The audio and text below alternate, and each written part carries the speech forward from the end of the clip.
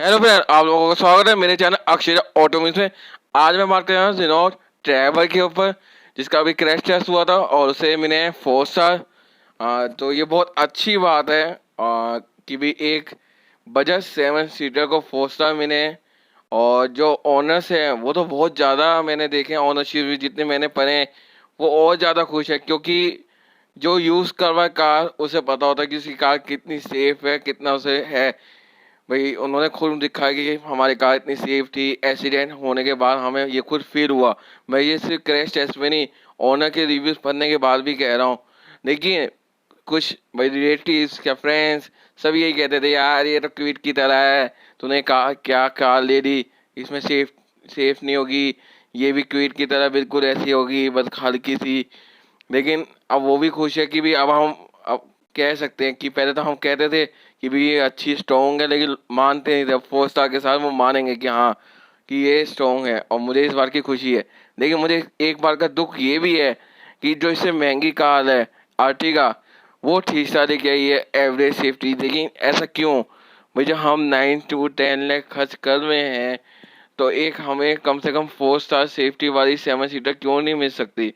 लेकिन मारुति की यही समझ नहीं आती कि वो इतनी लो सेफ्टी वाली कार क्यों दे रही है हमें। भाई वो सिर्फ परफॉर्मेंस क्या उस चीज़ पे कर रही है, देखिए ठीक है, लेकिन सेफ्टी भी मेरे ख्याल से ज़्यादा इम्पोर्टेंट है। परफॉर्मेंस, रीसेल वैल्यू, क्या आफ्टर से सर्विस से ज़्यादा मेरे हिसाब से तो सेफ्टी ज़्यादा जरूरी है।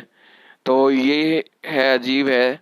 तो अगर मैं अपना बताऊं, रेनो ट्रैवल किंग को लेनी चाहिए, जिनको भाई एक तो सेफ्टी चाहिए, लुक चाहिए, लुक बहुत बढ़िया है, मुझे अच्छी लगती है लुक उसकी।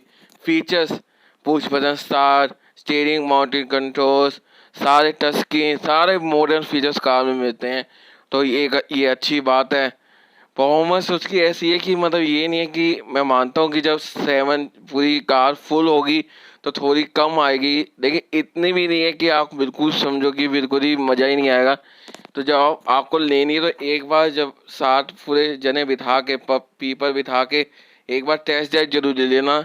और अगर आपको टेस्ट ड्राइव लेने के बाद ये लगे कि हाँ गाड़ी फुल थी, कार फुल थी, उसके बाद भी मुझे परफॉर्मेंस ऐसी नहीं लग रही कि बिल्कुल कम लग रही है, ऐसा लग रहा है कि हाँ मेरा काम चल जाएगा, इतनी परफॉर्मेंस है, तो आप इस गाड़ी को बिल्कुल ले सकते हैं। और रही आर्टिगा की बात, तो आर्टिगा वो लें बेजिंग को, एक तो सेफ परफॉर्मेंस थोड़ी सी ट्रैवल से ज़्यादा चाहिए।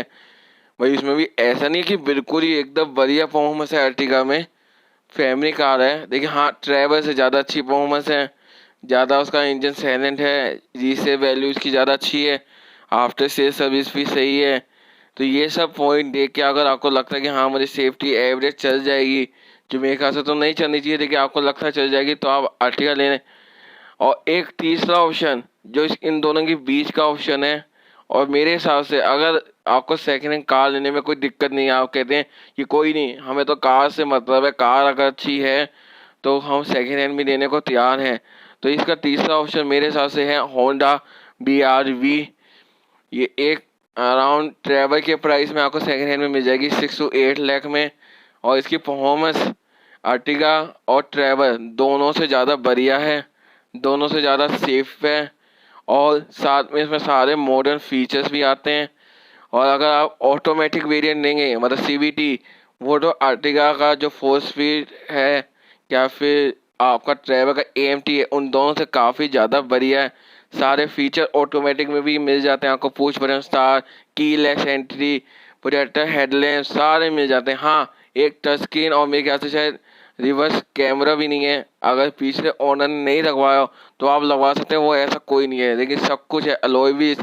तो ये एक तरह से आपको वैल्यू फॉर मनी कार है मेरे हिसाब से। अगर आप देखें इसे, मैं आर्टिगा और ट्रैवल के हिसाब से देखूं तो बस इसमें आपको ये देखना होगा कि कार का जो किलोमीटर है वो जेन्युइन है कि नहीं है, और जो अगर कार एक्सीडेंटल है कि नहीं है, क्योंकि ये कार बहुत ज़्यादा पुरानी तो है नहीं। 2016 में लॉन्च हुई थी, तो आपको 2016 के अब का मॉडल मिलेगा, कम चली भी मिलेगी। और ये कार बंद हो चुकी है, लेकिन होंडा अभी कहीं गई नहीं है, तो उसके पार आपको आराम से मिल जाएंगे। सर्विस इसकी बहुत आसानी से होंडा शोरूम में ही हो जाएगी, कि आप बाहर भी करा सकते हैं। तो इस कार को लेने में कोई ऐसा कोई दिक्कत नहीं आएगी, ये एकदम बढ़िया कंडीशन में। क्योंकि मैं एक आपको बताना, क्योंकि इस वक्त अगर मैं आज की करंट सिचुएशन बताऊं तो हमारे पास चॉइस कोई है नहीं पेट्रोल में। डीजल में तो बहुत है, लेकिन पेट्रोल 7 सीटर में हमारे पास चॉइस ही नहीं। एक ड्राइवर है कि अर्टिगा है। अगर मैं 15 लाख से कम बजट वालों की सोचूं, जो 14 लाख या 15 लाख से जिनका कम बजट है, उनको 7 सीटर पेट्रोल देनी है, तो वो किस पे जाएं? क्या तो अर्टिगा पे जाएंगे, क्या फिर ड्राइवर पे जाएंगे जिनका बहुत कम बजट है और एक अच्छी फैमिली कार चाहिए? तो यही दो ऑप्शन है। इसके मुकाबले अगर होता, अगर इस पर मुझे एक 7 सीटर लेनी होती, तो मैं एक second hand Honda BRV search करता, वो भी ऑटोमेटिक में, मैनुअल में नहीं। क्योंकि आज के टाइम में ऑटोमेटिक ज़्यादा यूज़फुल है। भाई अगर सिटी में ट्रैफिक होता है, क्या हाईवे पे लेके जाते हैं, तो ज़्यादा मज़ा ऑटोमेटिक में ही चलाने में आता है। बाकी आपकी चॉइस है, आपको मैनुअल लेना है ना कि ऑटोमेटिक लेना है। लेकिन मैं अगर होता तो मैं होंडा BRV ही लेता, नहीं कि भिजवाए, क्योंकि वो मुझे ज़्यादा सेंस लगता है लेने का इन दोनों के कार के मुकाबले। तो इसी के साथ आज की वीडियो ख़त्म होती है। अगर ये वीडियो पसंद आती है तो इस वीडियो को लाइक कर देना, शेयर करना, और मेरे चैनल को सब्सक्राइब करके जो जाना। Thank you, bye bye.